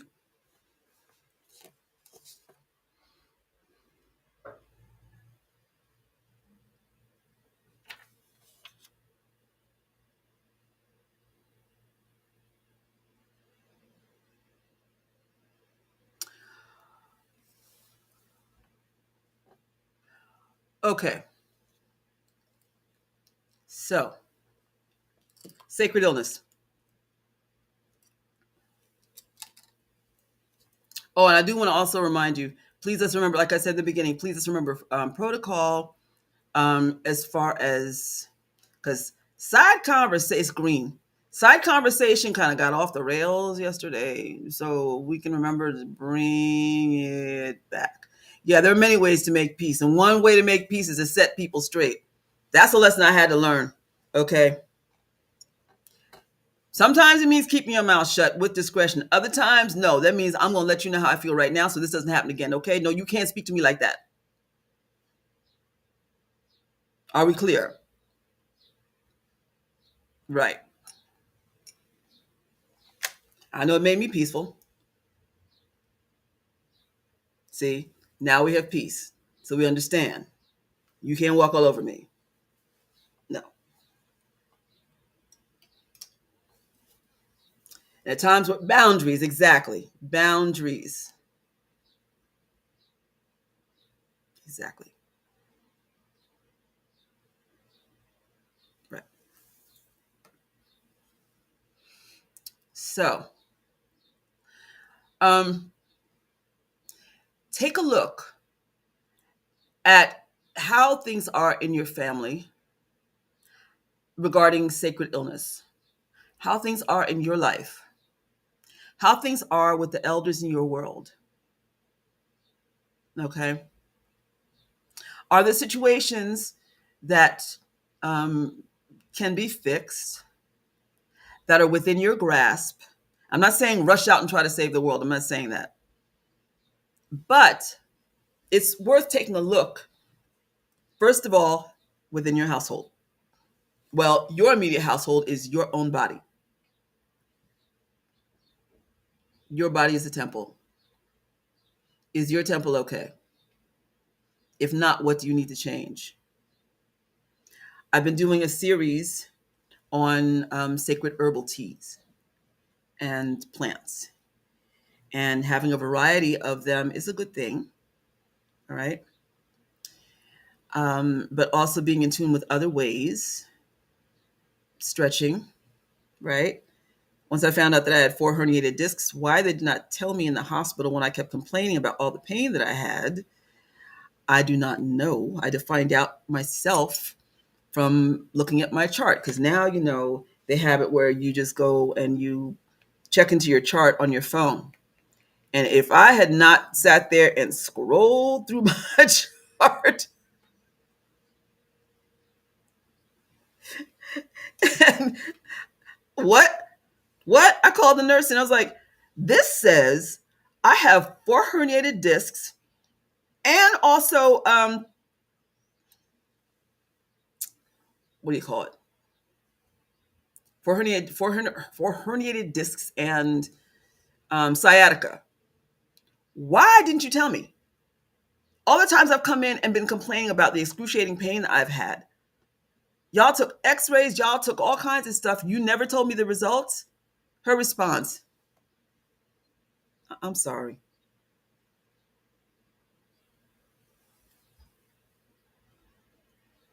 Okay. So now that I know that there's certain things that I can and cannot do. And there are certain yoga poses that I need to avoid for a while, and others that I need to do. So I've been doing variations of things, and so I can say that I've not had to use my cane for a while. Yeah, and so and actually, I'm doing a lot better than I was. A lot better. Yeah, excruciating pain is no fun.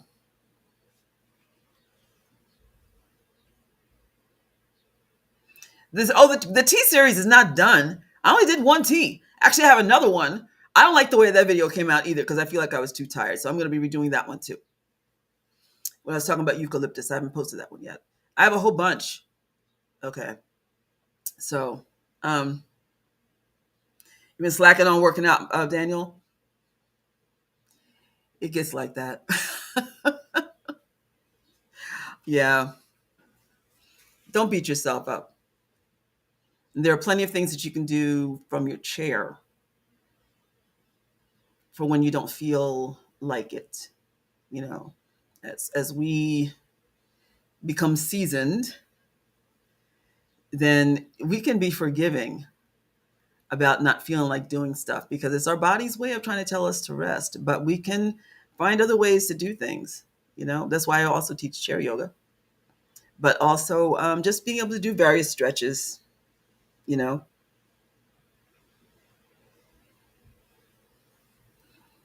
and yes, as Sabayid says, Reverend Tamu says, seasonal allergies, lots of water and vitamin C, lots and lots of water, lots of water. Hmm. Yeah. And for people like Joanne who want to sign up for the online yoga, I'll be posting that information today.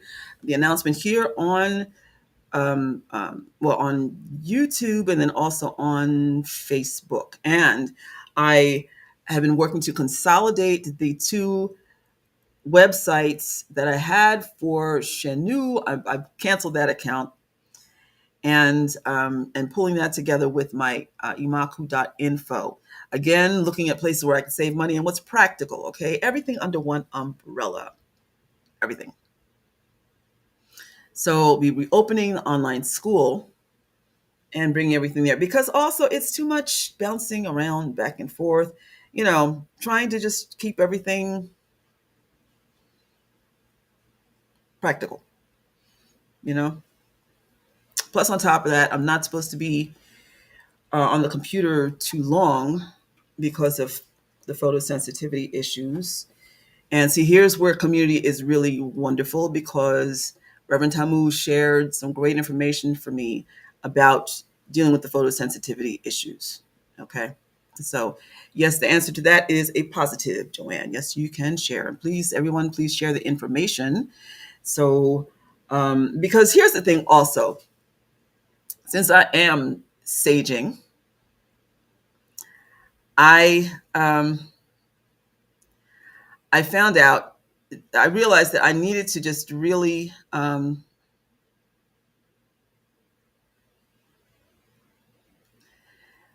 I need to really focus on what is going to be the most practical for me. Okay. And so, again, the whole thing about wisdom, being wise. Okay. All right.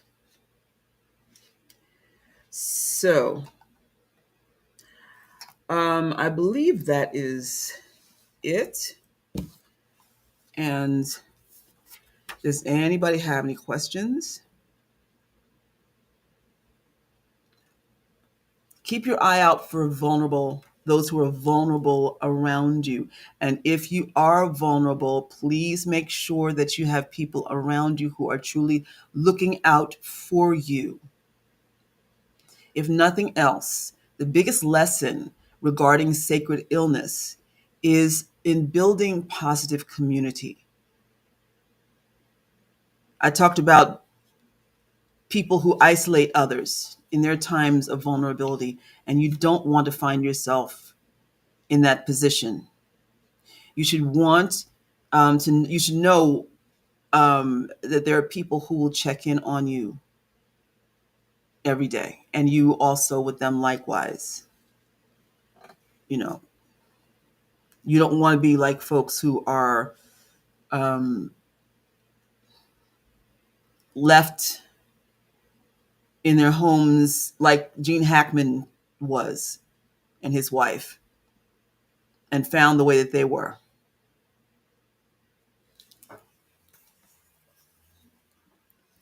So, Joanne, you ask a really good question because the fact that you don't know how to do an ancestry research on yourself for sacred illness because of the fact that you were adopted. That's a really excellent question.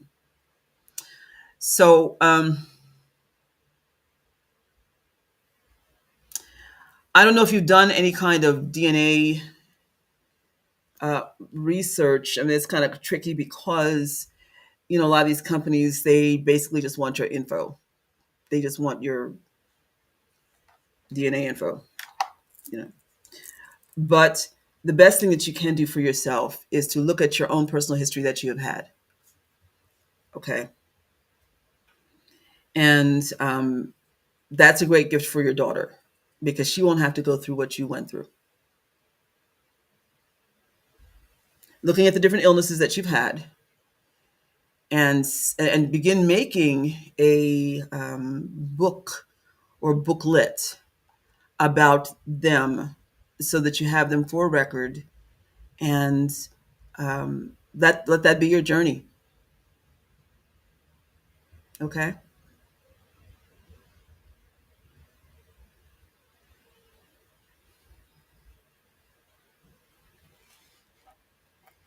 Okay.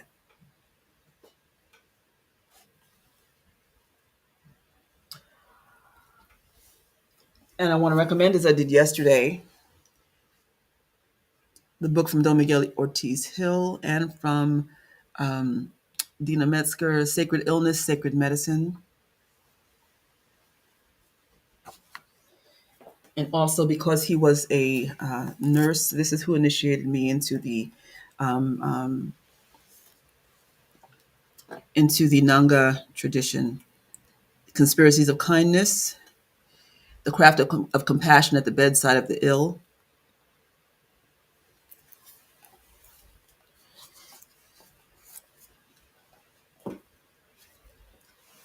Village of the Water Spirits,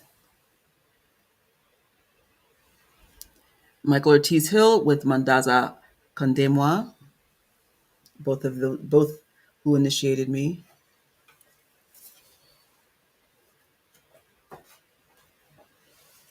Gathering in the Names with Don Miguel Ortiz Hill and about Mandaza Kandemwa's initiation journeys into the healing water tradition of Nanga in the Shona and Ndebele traditions. But I also want to recommend this book for those of you out there who are ministers, Saving the Lives of Black and Latinx Pastors. I was exposed to this book during the pandemic when I became a member of the Interfaith Action Movement. We formed during that time because there were so many of us who were really going through a lot of stress.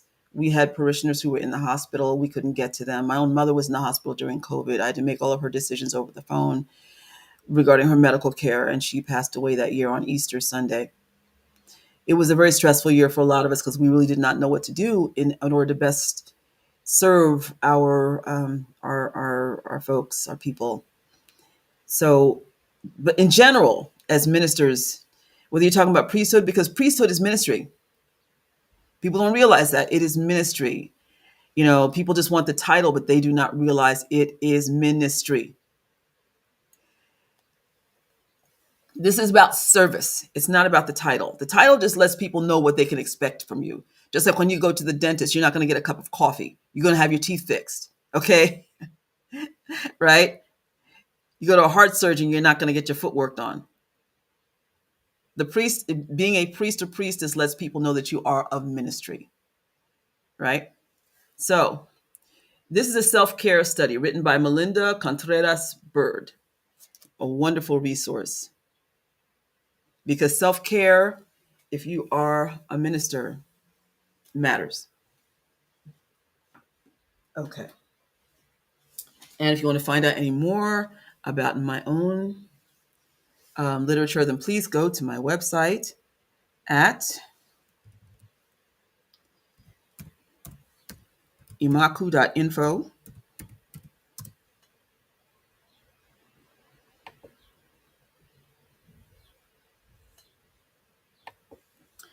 And if you'd like to make a PayPal donation,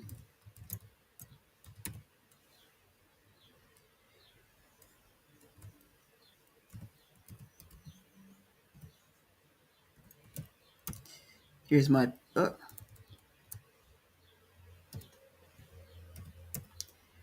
that's my PayPal.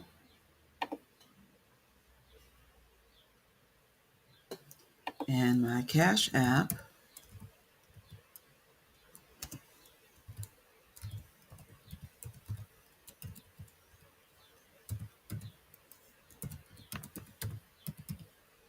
is here.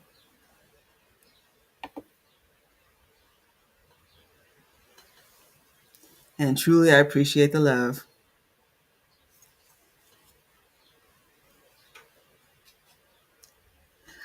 All right. Well, thank you all so much for being here. And if you have any more questions about classes, and um, yes, the Queen Mother classes are continuing. We have new students. I'm so excited about this. And also, for those who have asked more about the Mami Wata tradition, reach out.